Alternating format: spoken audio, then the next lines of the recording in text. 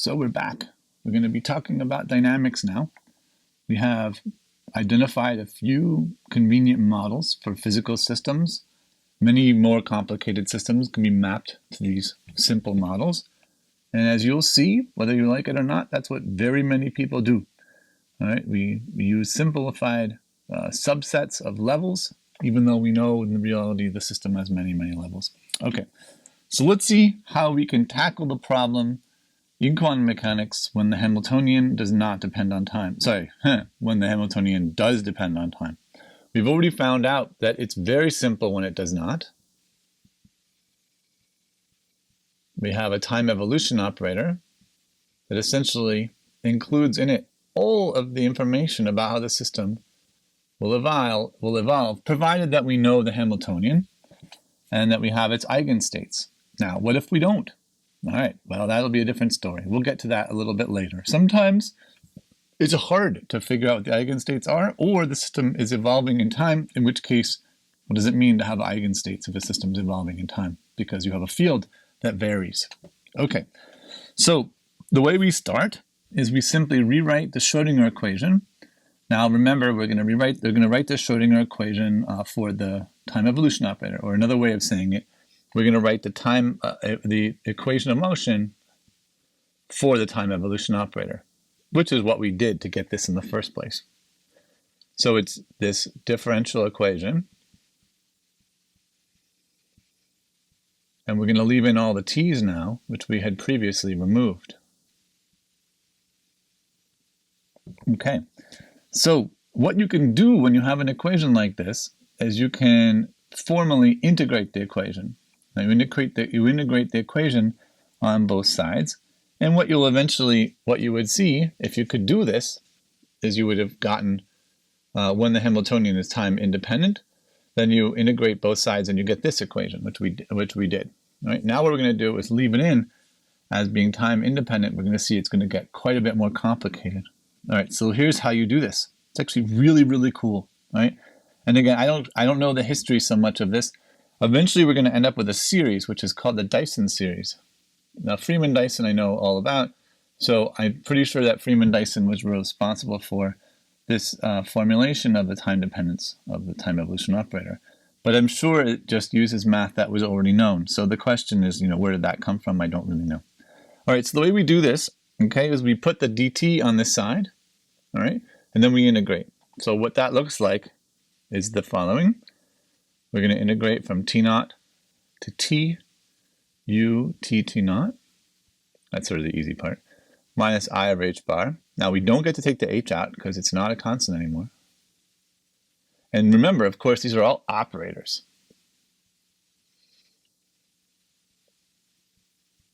Now we have an internal t here, but we don't have an internal t here because this is actually, the du is the volume element that we're integrating. Here, it's the tau, or the t, so we're going to switch the variables to tau. Wherever you would normally have seen a t, like that one, you put a tau. That integral variable will go away. We're going to be doing a lot of that. Okay, so what can we do here? Let's deal with the left-hand side first, because it's pretty straightforward. We're integrating du, and then we have these two limits. Well, integrating du is easy. It's just u, right? Integrating d whatever is just whatever. So you're going to have u as the function. That's where you put the argument in the t spot. What are you going to put in? You're going to put in the t in there, and you're going to subtract from that when you put what you get when you put the t0 in there. So on the left-hand side, we have u t0 minus u t0 t0. Now this should look like this example that we had when the Hamiltonian was time independent.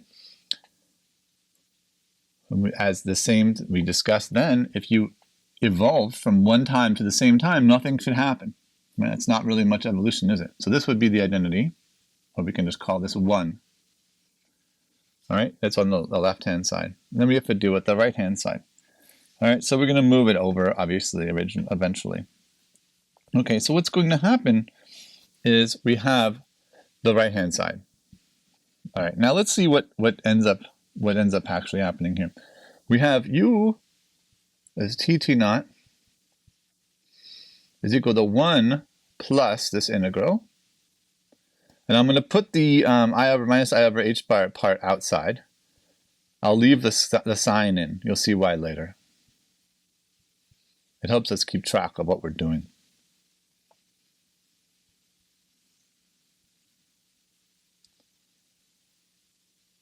All right, so this is what we have to deal with.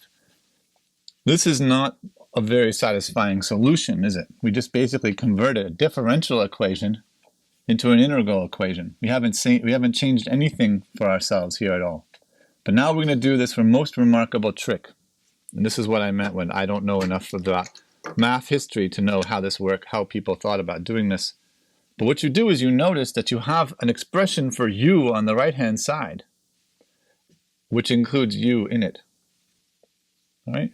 So what people do, what the technique is to substitute the right-hand side into here. So we're going to put the equation back into itself. All right? And they call this a solution by iterative substitutions.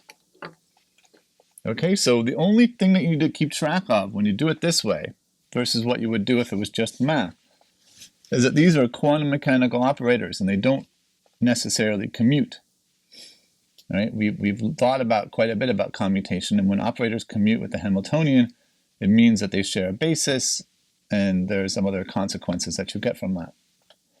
So what we're going to do is we're going to plug in one amount of this equation into this part of u here. All right, so let's see what happens when you do that.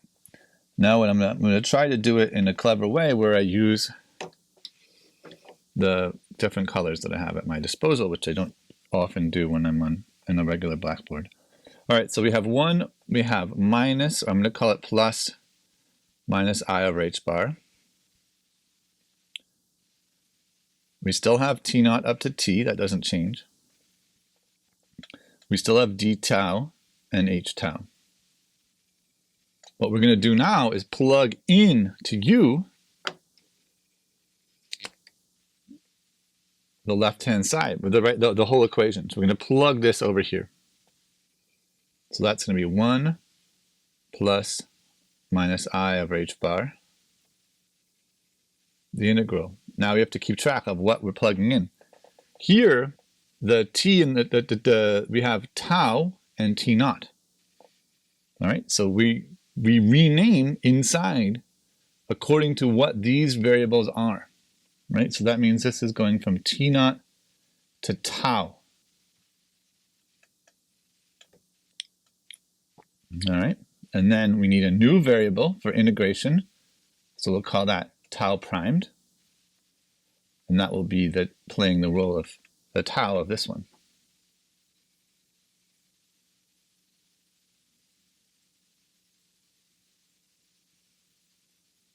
Okay, so you see what I did? I took this and I substituted it back into itself, keeping track of the fact that we need to label everything or use the right variables and potentially add new ones. All right, so that's one substitution of putting in u into here. What we're going to do is we're going to write all these terms out up above. So this becomes 1 plus minus I over h bar, t naught to t, d tau, h tau. And then what we're going to pull out of here, there's going to be a 1 term.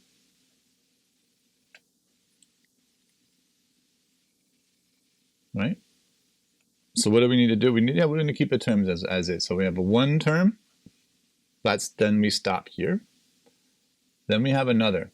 The next bit is going to be this piece and this piece with this. Right?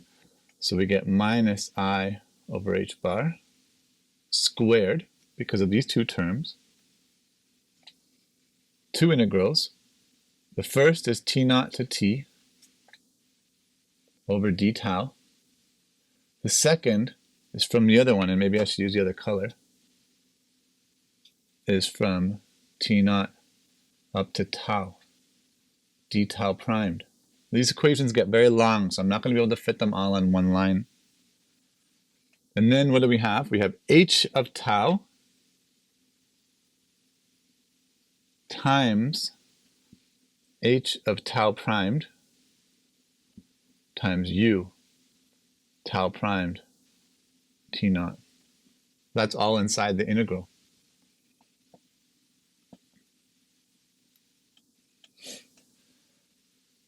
Okay, so that is one iteration.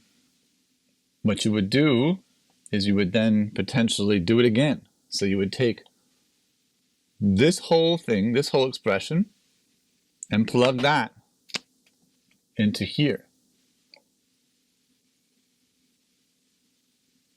So we plug this, our expression for u of t naught, which is this thing here, and plug that in there, choosing the correct notation. That would introduce a new time, tau double primed, and so on. Okay. If you do this over and over again, you'll notice that there's a pattern. And this is the pattern. So u t naught is equal to 1 plus the sum from 1 to infinity, which is just obviously forever and ever and ever, minus I over h bar to the n. That's why I left it by itself. Then you have this sequence of integrals, which is from t naught up to t, d tau. Now I'm using a slightly different notation here. Instead of having a zillion primes, n primes, for example, I'm just going to call it tau n, okay? Before we had, this would be in the tau prime, this would be tau like 1, for example. All right, then we have the next term from t naught to tau n, d tau n minus 1. And now you see the pattern. All the way down to the last one, which is t naught up to tau 2 over tau 1. So now we've set up all of the integrals. What is it integrating? The integrand is h tau n, h tau n minus 1, dot, dot, dot, all the way down to h tau 1. Okay, and this is the final form. Now you might think I left something out,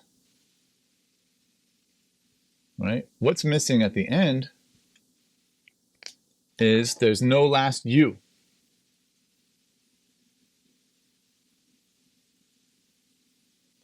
There's no final u term. All right, and why is that? The reason is because if you really did this an infinite number of times, right, then the idea is that the time difference between t naught and the first tau, t1 for example, tau 1 I mean, would be so small that it would be effectively no amount of time. Because what we're doing here is we're just essentially breaking down the time interval from tau or t0 to t into an infinite number of subintervals. Well, that last little tiny subinterval is vanishingly small, and so you have effectively just converted that last u into a 1. Similar to what we said over here, which is that when you have a time evolution operator from one time to the same time, nothing really happens. Literally nothing happens. Multiply by 1, you get the same thing back. Okay, so this is the so-called Dyson series, and it shows you all of the terms that you need to make this operator u by essentially breaking down the Hamiltonian into essentially values that are at specific times. Maybe it's like a sequence of sort of, think of it as sort of maybe constant. You don't have to think of it that way. We're just breaking it down into different intervals. It doesn't even have, you don't even have to think of the Hamiltonian being constant during these intervals. In practice, of course, you do, but you don't have to mathematically. Now, here's the key issue for interpretation. Now, what could you do at this point? You could simply chop the term at an order that you like. You could take the first order term or the second order term, and that would be a way of doing something like perturbation theory. The reason why that doesn't work is because what we're doing here is we're expanding the time evolution operator in powers of the whole Hamiltonian. We don't want that. What we're aiming for is a scenario where we have a Hamiltonian is equal to some, let's say, even time independent, although it doesn't have to be, some one piece of the Hamiltonian, and you add to it another piece. The strategy that we're going to be developing in the next couple lecture segments is that this piece here is expected to be known, right? And this part is expected to be small. If this is known and this is small, the known part means that we have a piece of the time evolution operator that looks like the time-independent Hamiltonian version, simple. And the small piece is something that we can expand in a series just like this and only take a low-order term of that. And it's going to turn out that's exactly what you can do. It's not so obvious why you can do this, but let me tell you what the roadmap is. The time evolution operator, the whole one, can be written as a product. If you have a Hamiltonian that partitions into two pieces, regardless of whether they're known and small, as one time evolution operator times the other one. It's a little bit different than just writing U primed, but it's like U primed. I'll put in quotes the prime. We have to use a different picture, something called the interaction picture. But you can make the product of two time evolution operators, one of which you keep intact, the other one which you expand and take a small piece. Right? And that's where we're going to develop time-independent perturbation theory. So before we do that, we need to discuss two things. One is, why does this look a little bit like an exponential, but isn't? All right, looks like a thing that you have something squared, something to the nth power divided by n, something like that. Why is it not really an exponential? That's point number one. And point number two is, what is the interaction picture? It's something that's sort of like halfway or partway between Schrodinger picture and the Heisenberg picture, two things that we've already discussed in previous lecture segments. So we'll do that next.